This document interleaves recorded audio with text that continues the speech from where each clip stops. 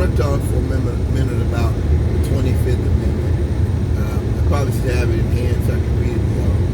The lady brought it up, and she made some pretty good points that I thought were important and moment-oriented. She said Republicans aren't going to push for it because of, and she's talking about people in the cabinet, J.D. Vance, Republicans in the Senate, people that they listen to aren't going to push for it.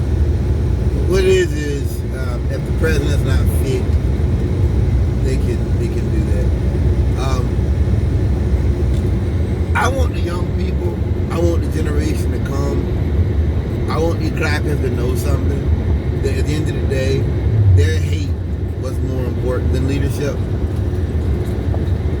That all this last mostly almost a year has been about this cruelty and hate and the investment of terror and coercion on Trump's political enemies.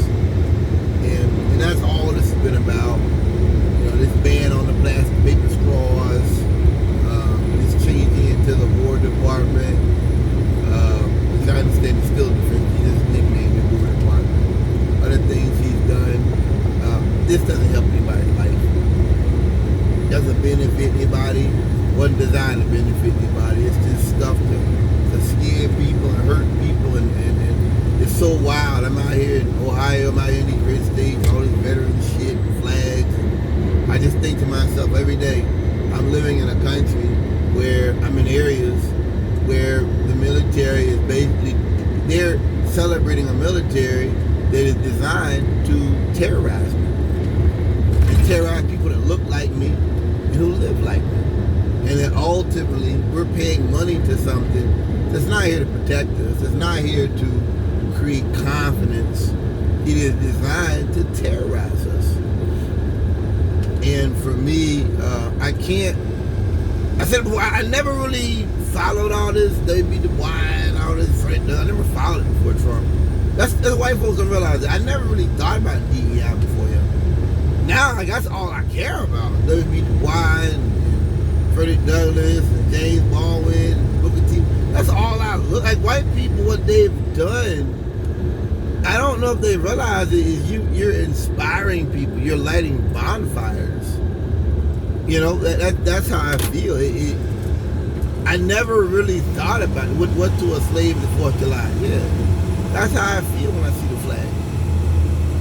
An iconography of, you know, celebrating this nation's veterans. I am overwhelmingly, you know, hit with that notion that what am I celebrating? Why am I celebrating something that's designed now is to terrorize me? Is to walk around with loaded weapons in a major metropolitan area? Why would I celebrate? Why would I honor that? What is there to honor? Whether they all get it or whether they don't, the very notion of these type of practices is to terrorize. It is coercive in nature. And for me, I want white folks to understand this too. One day, Trump will be out of office. I'll be dying before the midterms. One day, the National Guard, Marines, whatever, will leave these cities.